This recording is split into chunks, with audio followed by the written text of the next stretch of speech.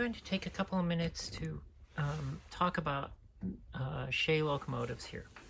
This particular Shay is a Bachmann 3-truck Shay, and you see all the gearing and the drive shaft along the side of the locomotives. In real life, the steam operates the cylinders, or pushes the cylinders, which operates the whole drive shaft on the locomotive to drive the locomotive. In this particular case,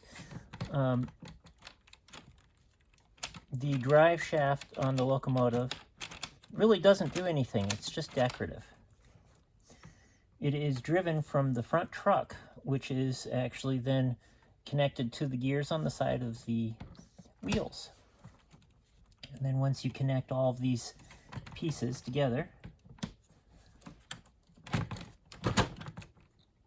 for example on this one, we'll go ahead and connect this back together.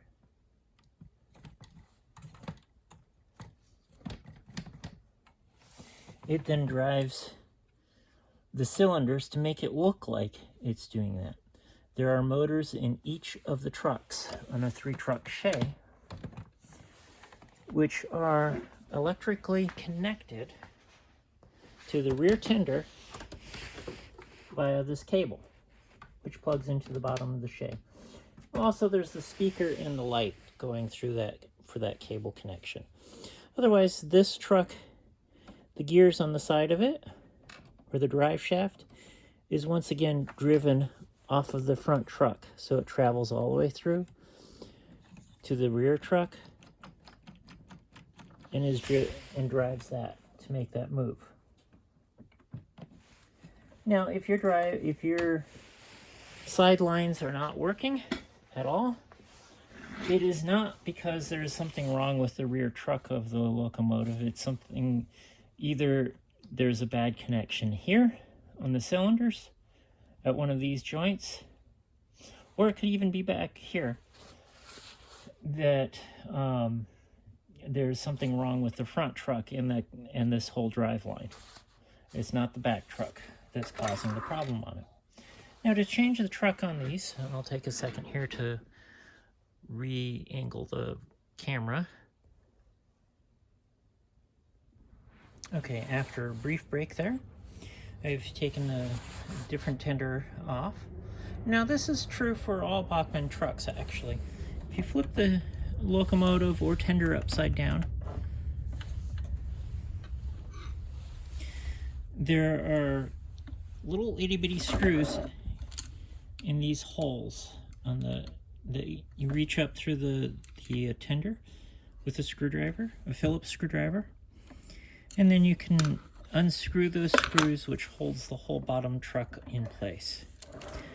Now, this truck, I've already previously removed those screws. There is also a mounting plate. Looks like this. It is attached to the center frame with a screw right in the middle. And then it has a couple of these little, it has one of these little pieces that is attached. And in these are a whole bunch of little springs. It basically drops in, has some little springs in it. And then it has a couple of screws. When you're changing a truck, you don't want to actually take this apart, because then you'll end up with all those little itty-bitty springs and pieces. It's kind of a pain to put it back together. So to change the truck, all you need to do is literally remove those two little screws, and then a whole truck just comes off. Now, if you're working with a 2-truck Shay, they have a little bit different wiring setup, and you need to be careful to follow those directions. They do send some new parts to adapt for a 2-truck Shay. I wouldn't do that. I would just for a 3-truck Shay, you don't need to worry about that. So that's the basics of it. Again, the drive shaft along the Shay really is on the 3-truck Shay. That whole drive shaft mechanism on the 3-truck Shay is really just for decoration. Thanks for watching. I hope this helps.